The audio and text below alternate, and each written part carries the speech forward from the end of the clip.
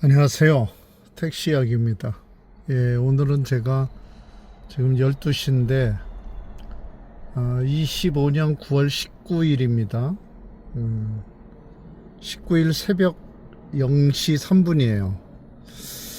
제가 여기 오늘은 그 호평에 들어왔는데 여기서 일을 마쳐야 되지 않을까 싶습니다. 그래서 영상을 하나 찍으려고 하고 있어요.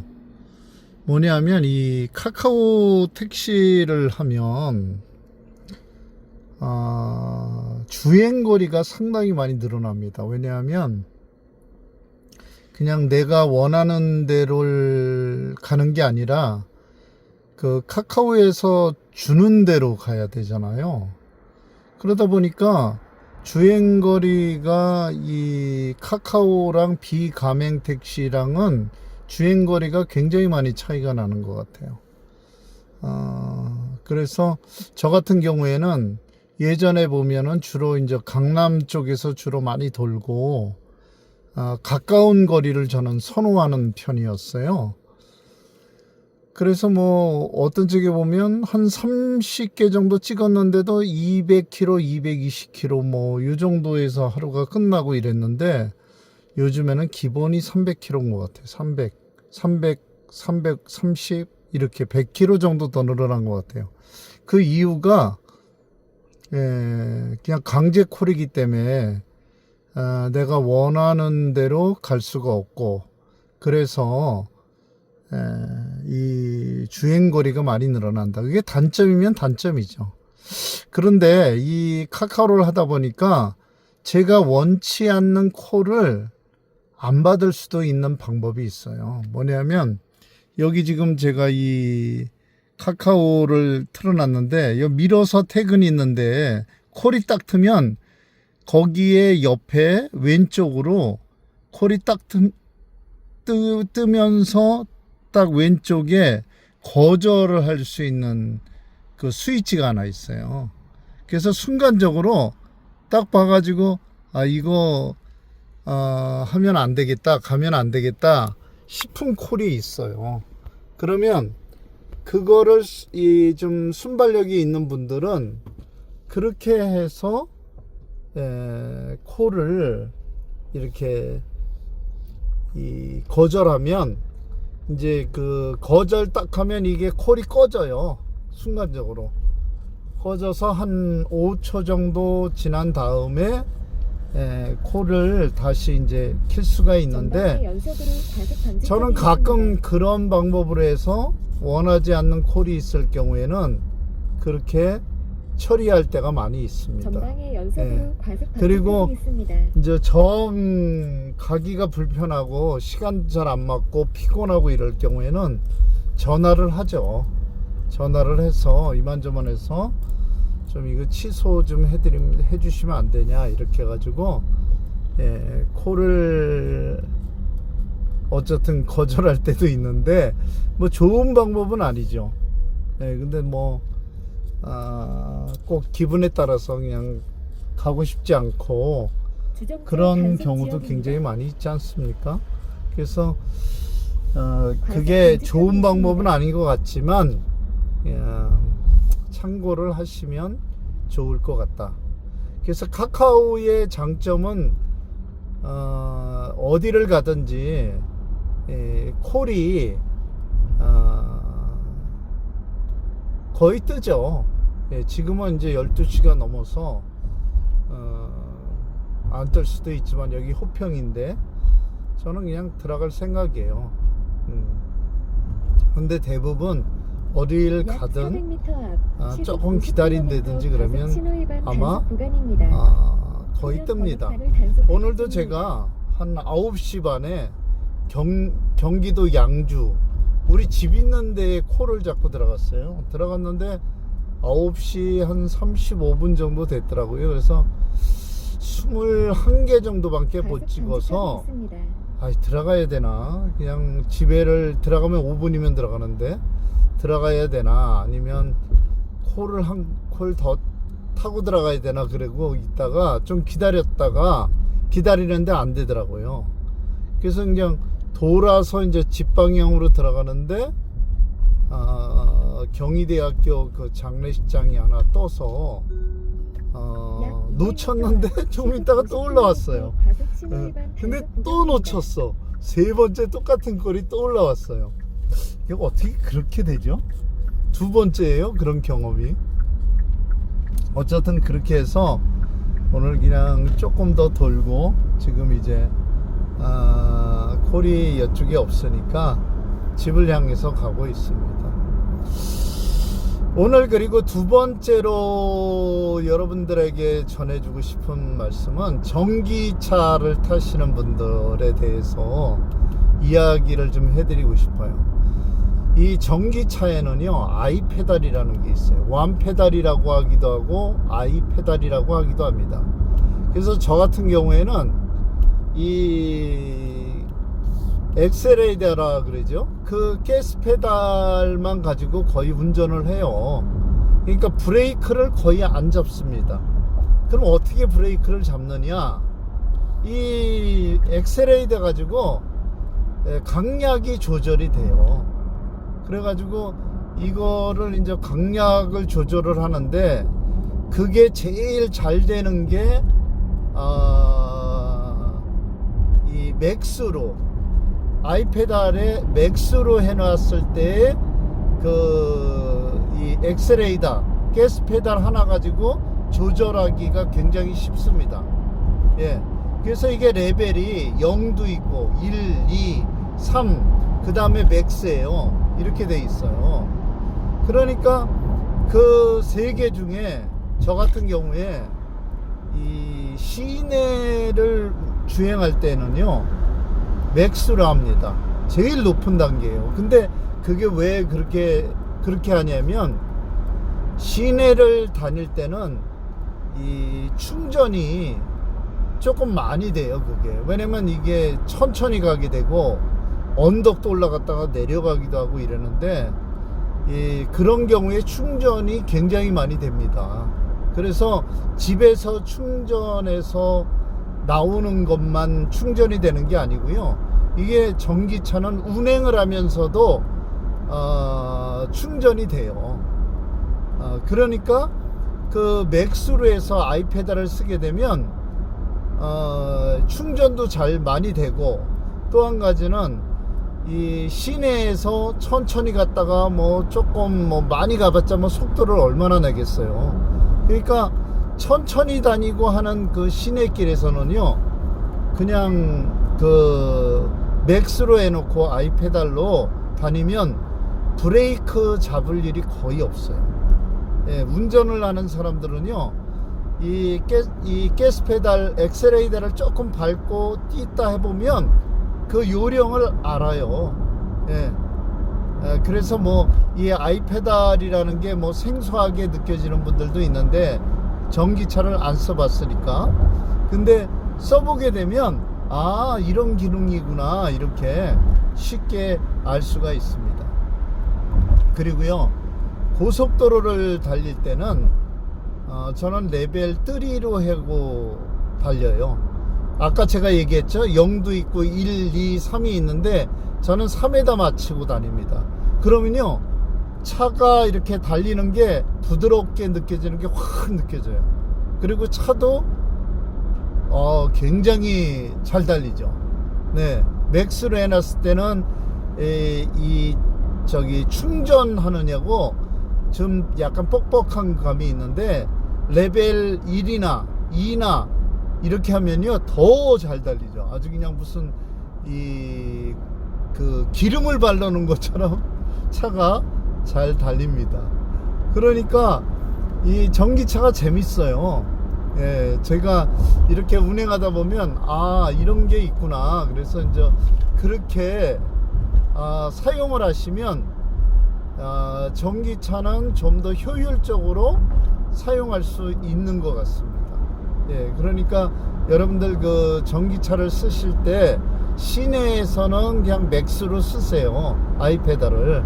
그래서 조금만 이렇게 운행해 보면 요령이 생기고요. 또 한 가지는 전기차는 갑자기 이 가스 페달을 확 밟고 급브레이크를 잡고 이러시면 안 돼요. 항상 부드럽게 이 천천히 밟고, 그리고 미리 이 감을 잡아서 쓸 준비를 해서 서야지, 그냥 급브레이크를 밟고 급가속을 하고 이러면요, 뒤에 손님이 타고 있는데 그러면 뒤에 손님이 멀미합니다. 예, 이게 전기차를 타면 멀미한다 이런 말 많이 듣잖아요. 근데 제 차를 타는 손님들은 그런 얘기 하나도 안 해요. 그리고 되게 편안해 하세요. 왜냐면 저는 그거를 이 가스 페달로 강약을 잘 조절을 해요. 그래서 저는 옛날에 그 엔진 있는 차를 운행할 때도 브레이크를 잡는 걸 싫어서 저는 이 아이페달이라는 거, 원페달 비슷하게 운전을 했어요, 옛날에도. 그래서 특별한 경우가 아니면 이제 브레이크를 잘 안 잡아요. 미리 예측을 해서 차를 쓰고 이랬었어요. 그러니까 이 전기차는 그렇게 운영하면 너무 편하죠. 그러니까 저 같은 경우에는 전기차를 타니까 그게 너무 편하고 좋더라고요. 예, 그런 게 있고, 또 전기차 같은 경우에는 기름값이 덜 들잖아요. 이게 집밥이라 그러는데, 집에서 이렇게 충전을 하게 되면 저 같은 경우에는 이게 요즘에 뭐 300km 넘게 타고 이러는데 매일, 그리고 제가 쉬는 날에는 또 지방을 내려갈 일이 있어가지고 매주 그냥 또 갔다 오고 이래요. 그러니까 거의 쉴 날이 없죠. 그런데도 불구하고 한 달 전기료가 20만원 정도밖에 안 들어요. 되게 조금 드는 거죠. 예, 그러니까 저한테는 영업용으로서도 이게 전기차가 굉장히 효율적으로 쓰고 있고요. 저는 그 개인 택시 하면서도 제가 소나타나 그랜저 이런 거 안 뽑은 게, 저는 그 가스비 LPG 나가는 비용이 그거 만만치 않더라고요. 그래서 그거를 좀 아끼면 좋겠다. 근데 따져보니까 이 전기차만큼 효율적인 게 없겠더라고요. 그래서 상당히 오랜 기간 저는 그 이제 효율성이 어떤 게 좋은가, 그리고 내가 5년 뒤, 10년 뒤 어느 차가 훨씬 더 유리한가, 이거를 플러스 마이너스를 오랫동안 따져본 다음에, 그리고 한번 충전하면 몇 킬로나 가나 이런 거 다 따져보고, 이 정도면 뭐 한번 충전하고 나가면 충분히 운행이 가능하겠다. 그래서 저는 이제 EV6 전기차를 선택하게 된 거예요. 근데 제가 2년 넘게 타면서 만족해요. 예, 너무 좋은 것 같아요. 2년 정도 탔으니까 사실 거의 뭐 소나타 가격의 3분의 2 정도는 커버를 하지 않았나. 예? 예, 절약을 해서 그렇게 생각이 되네요. 예, 그러니까 1년만 앞으로 영업용으로 더 타면 소나타 절약한 걸로 소나타 하나 산 것 값은 되는 것 같아요. 예.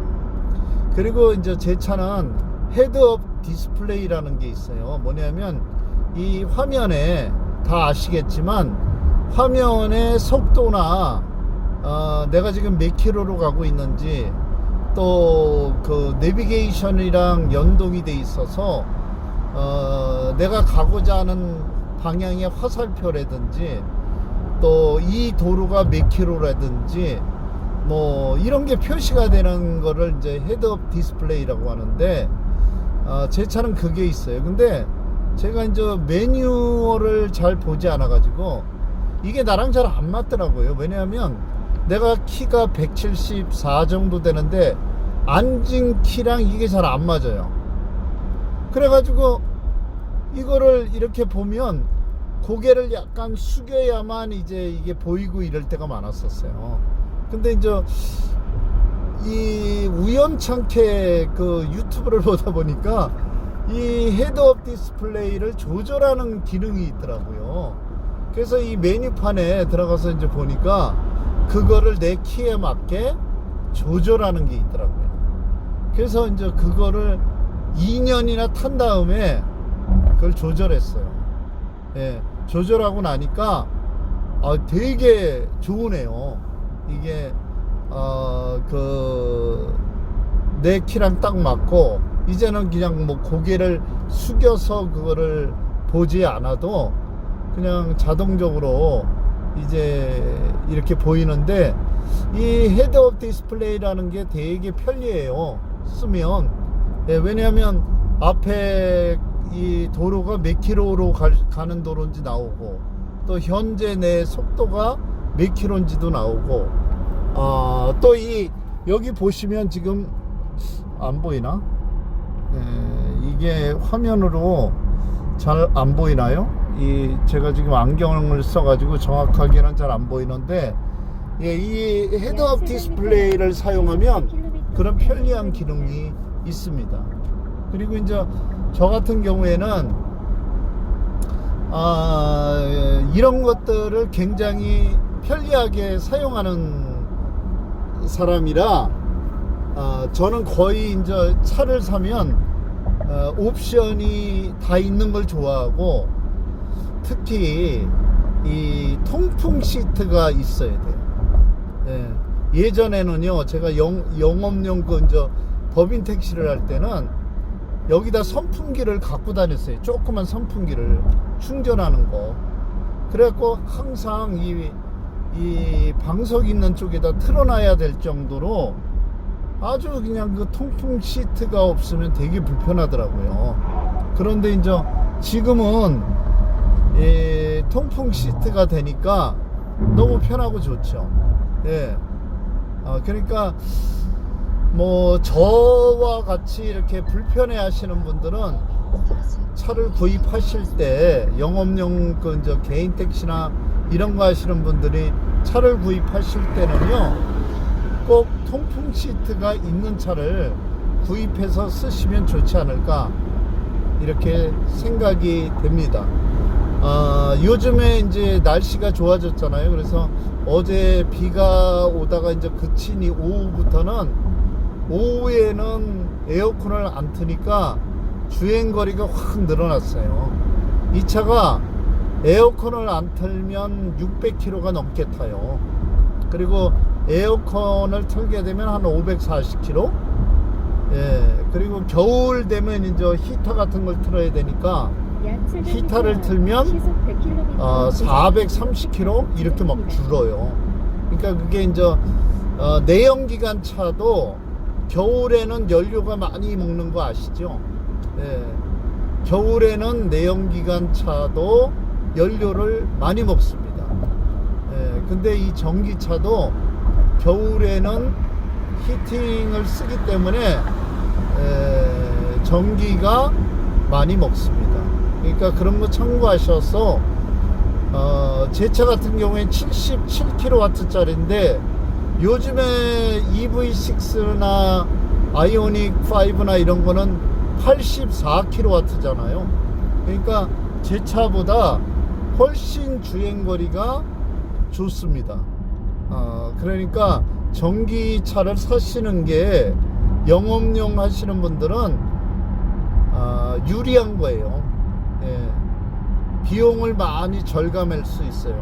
힘들게 영업하시는데 이렇게 이 연료비를 줄여서 한 3년만 타면 소나타카 가격을 절약할 수 있다? 그러면 뭐 그 다음부터는 그냥 타는 거랑 똑같잖아요. 그러니까 한 달에 한 20만원 25만원만 내면 이 영업용을 한 달 내내 운영할 수 있으니까 굉장히 좋죠. 고속도로 통행료도 원래 작년에는 50% 됐는데 이게 매년 주나 봐요. 그래서 올해는 40%가 디스카운트가 되고 있어요. 그러니까 그런 거 저런 거 생각하면 전기차가 훨씬 좋다. 그리고 요즘에 EV3 나왔잖아요. EV3는 성능이 훨씬 좋다 그래요. 그러니까 그거는 더 절약이 될 거예요. 아마 가격도 EV6보다는 싸고, 성능은 좋고. 그러니까 여러분 그 LPG 타시는 분들 생각을 한번 해보세요. 차도요, 안에가 굉장히 넓어요. 이 전기차가요. 왜냐면 휠 베이스가 넓기 때문에, 제 차 같은 경우에 휠 베이스가 3m 정도 돼요. 그래서 내부가 이 EV6 타보는 손님들은요, 이 차가 굉장히 넓으네요, 이렇게 얘기하세요. 그리고 승차감도 좋다 그러고요. 저는 타이어를 다 바꿨는데 전기차 타이어를 안 꼈어요. 저는 그냥 넥센으로 바꿨는데, 넥센 1년짜리 렌트로 해서 바꿨어요. 한 달에 얼마 내나? 한 달에 두 짝인데 1년짜리로 하니까 두 짝씩 이렇게 가는데 한 달에 3만 얼마인 것 같은데, 그렇게 해갖고요, 저는 그냥 이렇게 렌탈로 해서 바꿨어요. 1년짜리로. 그 넥센 타이어가 1년도 할 수 있고 2년도 할 수 있고 3년도 할 수 있어요. 근데 뭐 영업용이니까 한 1년 타면 갈아야 되잖아요. 그러니까 저는 타다가 1년 전에 갈게 되면 뭐 그냥 나머지 있는 거 갚아버리고 또 새 타이어 렌탈하면 되고요. 또 한 가지 렌탈이 좋은 게요, 파스가 나면 그냥 갈아줍니다, 공짜로. 공짜로 새 걸로 갈아줘요. 그러니까 렌탈이 괜찮은 것 같아요. 그리고 전기차인데 그냥 일반 타이어 쓰는데요, 승차감 나쁘지 않아요. 다 좋다 그래요. 굳이 전기차 타이어로 바꿀 필요 없습니다. 그리고 이 전기차 타이어는요, 안에 다른 게 스펀지가, 넓은 스펀지가 하나 이렇게 뚜삥 둘러져 있어요. 그거 하나 달고 10만원 정도 비싸게 받아요. 근데 그 전기차 타이어랑 제가 이게 원래는 컨티넨탈이 들어가 있었는데 별로 차이 없어요. 차이 없는 게 아니라 못 느껴요, 차이를. 그러니까 왜 그 전기차 타이어를 쓰는지 저는 잘 이해가 안 가요. 그리고요, 이 배터리 있잖아요, 배터리. 전기차 배터리 저 하나 갈았어요. 배터리를 갈았는데 지금 14만 정도 뛰니까 이제 배터리를 갈았는데, 배터리요, 제가 갈아보니까 전기차 배터리라고 특별한 거 아니에요. 그 전기차 이 배터리에 규격이 나와 있어요. 그거 사진 찍어 가지고요, 그거랑 똑같은 규격이면 그냥 오다 하시면은 그거 한 8, 9만원 정도 하걸랑요. 근데 이 직접 와서 갈아주면 뭐 15만원, 20만원 이렇게 달라 그래요. 근데 그렇게 가실 필요 없고요, 그냥 똑같은 거 이렇게 규격이 있어요. 거기 보시면 그거를 그냥 그대로 똑같은 규격에 있는 거